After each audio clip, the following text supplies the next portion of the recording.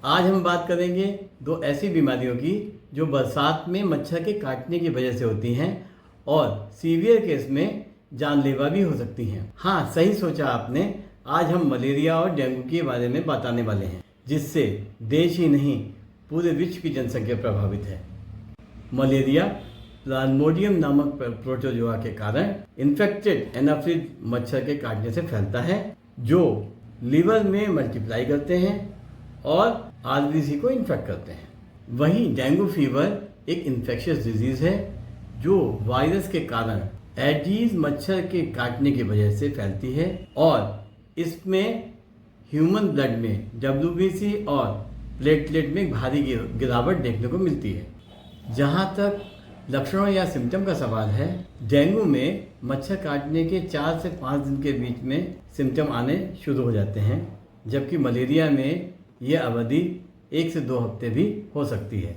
Dengue के case में 104 से 105 डिग्री फ़ारेनहाइट का तेज बुखार आता है और मसल पेन, जॉइंट पेन और सीवियर हेडेक होता है। साथ ही आंखों के पीछे भी दर्द बहुत कॉमन है। रैशेस पेट, पीठ में आते हैं और सीरियस पेशेंट में या गंभीर अवस्था में वो पूरी शरीर में भी फैल जाते हैं। वहीं मलेरिया में ठंड और कपकपी के साथ तेज बुखार आता है, सिर दर्द, थकान और उल्टियाँ लगती हैं और ये बुखार पसीने के साथ कम हो जाता है। यहाँ इम्पॉर्टेंट बात यह है कि यदि रैशेस होते हैं बॉडी में तो डेंगू की संभावना बहुत ज़्यादा है, जबकि मलेरिया में रैशेस की संभावना बहुत कम होती है।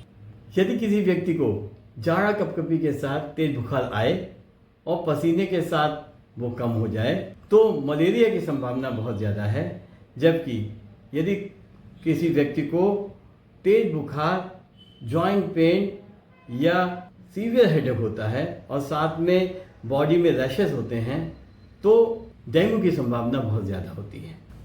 डेंगू के केस में फीवर का कोई सेट पैटर्न नहीं होता है। हाँ, फीवर बहुत तेज आता है और सिर में दर्द बहुत ज़्यादा होता है, जो कि 1 हफ्ते में ठीक भी हो जाता है। यदि किसी व्यक्ति को 1 हफ्ते से ज़्यादा सिम्टम बने हुए हैं तो कॉम्प्लिकेशन की संभावना भी बहुत ज़्यादा होती है, जिसको वार्निंग साइन से समझा जा सकता है।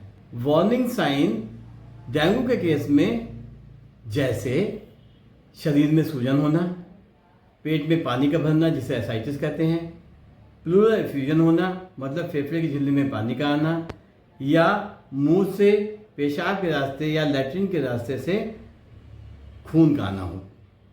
ऐसे केसेस में कॉम्प्लिकेशन की संभावना बहुत ज़्यादा है।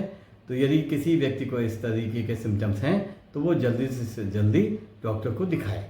मलेरिया के केस में अमूमन 1 से 2 हफ्ते में मलेरिया ठीक हो जाता है और मलेरिया की दवाइयाँ भी बहुत कारगर होती हैं, जिससे कि मरीज की जान आराम से बच जाती है।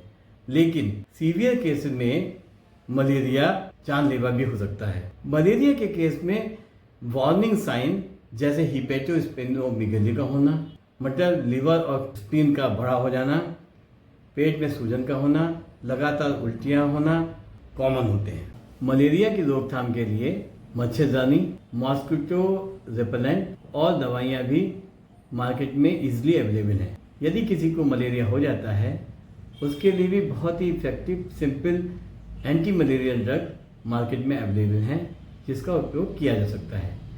डेंगू एक वायरल डिजीज़ है जिसके लिए मार्केट में कॉमन एंटीवायरल ड्रग्स अवेलेबल नहीं है, तो इसके लिए डेंगू की रोकथाम ही मेन स्टे ऑफ ट्रीटमेंट है। जैसे अपने आसपास सफाई रखें, पानी को इकट्ठा ना होने दें, मच्छर ना पनपने दें, मॉस्किटो रिपेलेंट और मच्छरदानी का उपयोग भी कर सकते हैं।